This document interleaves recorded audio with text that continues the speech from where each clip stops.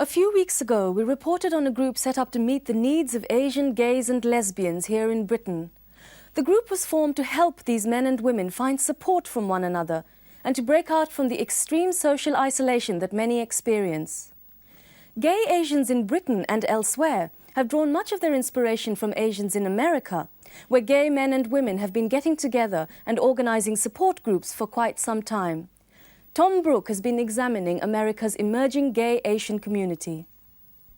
Bay Area forecast calls for variable high clouds today. I think it will be another warm one. Highs in the 60s out by the ocean. Oakland 63, and here in San Francisco 61 degrees on Coffee FM.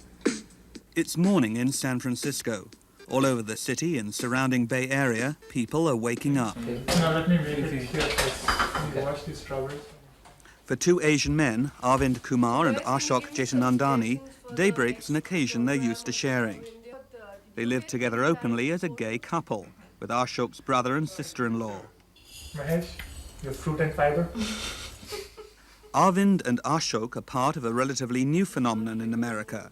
Gay Asian men and women coming out of the closet, many living together openly as couples. We live as a couple. We're quite committed to each other. It's a relationship.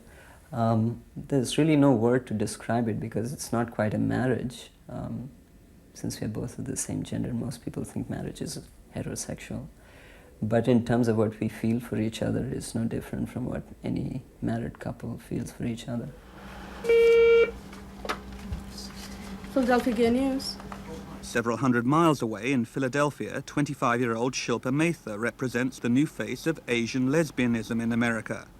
Shilpa works as a reporter for the Philadelphia Gay News and lives quite openly as a lesbian. Everyone almost that I deal with is very well aware of the fact, and if they assume that I'm not, I choose to let them know that I am a lesbian and, you know, have been ever since I've known, since a child. In Canada, Asians have formed their own gay group in Toronto called Kush, which, translated from Hindi, means happy or gay. Gay Asians in Toronto are coming out of the closet with no intention of turning back. I don't see what good is served by hiding myself, hiding my feelings, hiding my emotions, hiding what I am. In many respects, the founding father of the modern gay Asian movement in America is Arvind Kumar in California. 3.5 years ago, he helped create a support group specifically for gay Asian men and women. The group publishes a newsletter reaching gay Asians around the world. It's called Trikone, Sanskrit for a triangle. A pink triangle has become associated with gay liberation around the world. We started it primarily to get people from South Asia together, for them to have a means to connect with each other, to be able to write letters, to talk, to meet personally, develop relationships if they so desired. Trikone has grown substantially. Members in San Francisco often meet socially. The group helps break the social isolation many gay Asians experience. Samir Shah, who was brought up in Britain, values Trikone enormously. We talk about looking for love, which is, oh man, we've had a lot of hard times that way, and it's sometimes only another Indian person can relate as to what happens in that process and why things go wrong or why things are funny when they shouldn't be. One of the big issues gay Asians face is coming out. Revealing their gay identity to others, particularly parents, isn't easy. Father waits for the day I bring a crimson bride. But if I sit on the white horse, it'll be an empty ride.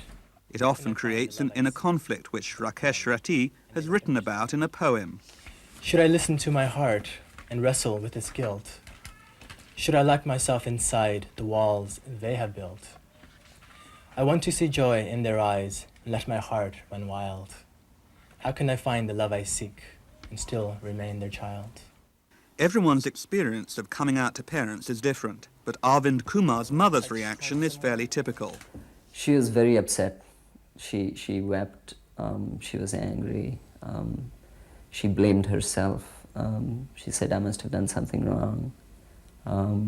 Why are you doing this to me? You could make another woman's life happy and uplift her and stuff. Aziz Ahmed, who lives openly in San Francisco with his lover Scott, believes his mother in Bangladesh feels uncomfortable about him being gay because of social pressures. She's very interested in my happiness, and we have a very, very strong, good relationship. The concern is when people come up to her and ask her, am I married? And they also come up with proposals of women, and well, if I was straight, I guess that would have been quite an interesting thing. So every time that happens, she gets really upset. Her dream for me sort of vanishes. Ashok, what about, did you get any marriage proposals? Not all family reaction, though, is negative.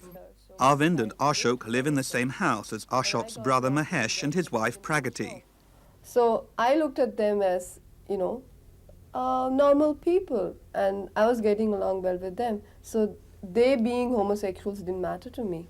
There's something very personal about the gay relationship that I find, and that's the fact that it's a unique relationship. It teaches you that how you deal with your partner, the fact that you deal with them not in stereotype roles as we know, but as people, as one person to the other.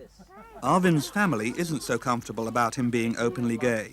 His brother Rajiv, who is married with 2 young children, lives nearby. I mean, I don't meet people and I tell them that, my brother is gay. But if someone asks me questions, then I just tell them that, yeah, he's gay. So it's something that we just accept, and we try to be supportive of him because we do care for him and he cares for us. Arvind is particularly close to his young nephews. Most scientific studies show that sexual orientation is determined in the first 18 months of life. But it worries Arvind's brother and his wife that Arvind and Ashok might influence the children's sexual orientation. I wonder what kind of an influence is, their uncle being gay, is that going to have some kind of influence on them? Or is it something I shouldn't really worry about? But as a parent, I'm a little bit concerned.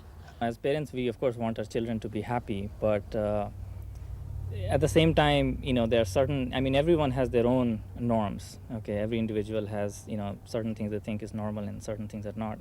I think homosexuality is the most natural thing on earth.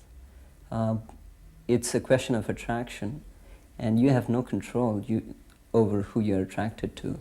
You don't consciously think that I'm going to be attracted to such and such person. When it happens, it happens. And for homosexuals, it so happens that that attraction they feel only towards people of their same gender. And that response is very natural to them. Coming out of the closet is a much bigger source of anguish for Asian women. Openly gay women like Shilpa Mather in Philadelphia are the exception.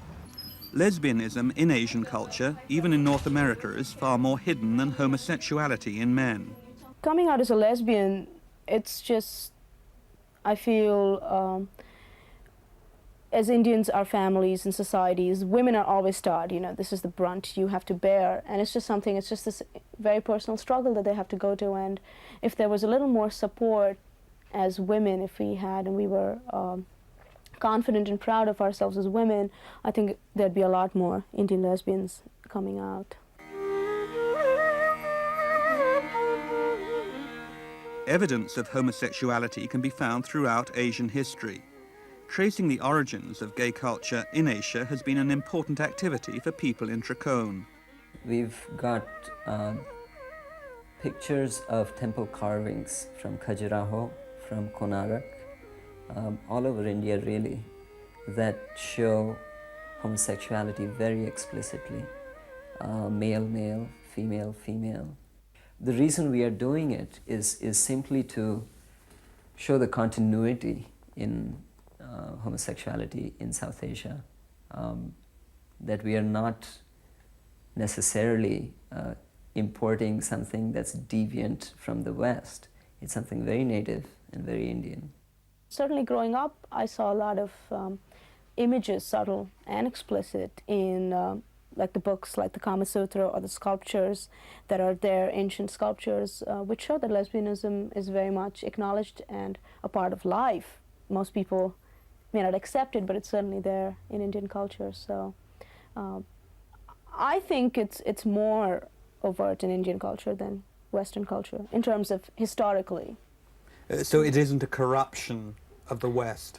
No, I don't think so. I mean, I know that was my initial reaction from my mother. She said, you know, if you'd never come here, you would have, you know, never been a lesbian. And I was a lesbian before I came here, but the only difference that made to the West was that I got the support and the freedom to be who I was, which was missing in India. So the United States didn't make me a lesbian, but it let me be who I am and accepted me. Many of these gay Asians say that it's only through coming out that they've been able to fully claim their Asian heritage. When you break through that, when you accept yourself, accept your gayness, and see that you're a full and a complete human being just like everyone else, it breaks a lot of mental blocks for you. And I think for me, that was part of what happened. When I had the courage to admit I was gay, I also found the courage to be Indian in a Western society.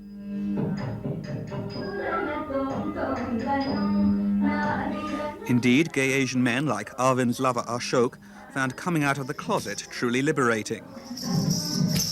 It gave him the freedom to pursue interests he'd previously felt uncomfortable exploring. In his case, classical Indian dance. Coming out as a gay man has helped me to discard all these barriers of living up to other people's expectations, primarily living up to my parents' expectations. And I really enjoy expressing myself and through this dance, through my body, and it has helped me in my personal growth. Gay Asians in San Francisco and Toronto march in the annual Gay Pride parades. The relative openness of American gay culture has undoubtedly encouraged many gay Asians to come out of the closet in America. Although the American gay community's presence is supportive, gay Asians say on a personal level there's often discrimination against them, particularly in gay meeting places like bars and clubs. We often find that we're invisible, or I used to anyway. You know, you'd walk in and, you know, you're not blue-eyed, you're not blonde, and, you know, you just don't count it, so it seems. And the partners of gay Asians confirm there is some discrimination against Asians from the white gay community. A lot of people just think white is beautiful, blonde hair, blue eyes, something like that, and that's basically probably what they would stick with, whereas I don't think they want to even try to go out and see someone who's of a different culture or different race. It's made me very aware of the racism here in this society, to see how people respond to Aziz. I'm aware of how they treat him differently than they would treat a white partner of mine. Dealing with racism is just one of the many challenges facing gay Asians in America. Those active in the community say there's work to be done on many fronts, particularly in reaching out to other gay Asian men and women wherever they are. We want to tell them that you're not alone in feeling, you know, attracted towards someone of your own gender. There are lots of other people who feel like that, and that it's easy if you're ready to start networking and getting in touch with people like yourself, if you have that need. Do you think there will come a time in America when you can go around openly displaying affection to another man? Hard question, but I think we're going to do it no matter what, whether it's going to be liked or not. I think if we like it, that's what really counts. That's all that counts. That's the key to that. We have to be active in it. We can't expect the world around us to come and start being fair to us to see from our point of view. We have to go out there and be ourselves regardless, and then hope that catches up. You're not going to go back into the closet, either of you? No. Heaven forbid, have to go through so much pain again. It's such a relief to be out here. And for those who are out of the closet, the rewards have, for the most part, they say, been great. Today I can walk up to people. I don't have to lie about someone being my lover and say that she's my sister or my roommate. I mean, I can walk up to people and say, she's my lover. And that's very affirming. It's very important for me, because my whole life would be a lie, I feel, if I was, you know, constantly hiding. It feels as if there's nothing that we need to hide anymore. And this is something that Trikone has, or all of us have brought about together. That must be a good feeling. Yeah, it is. It is a great feeling of liberation.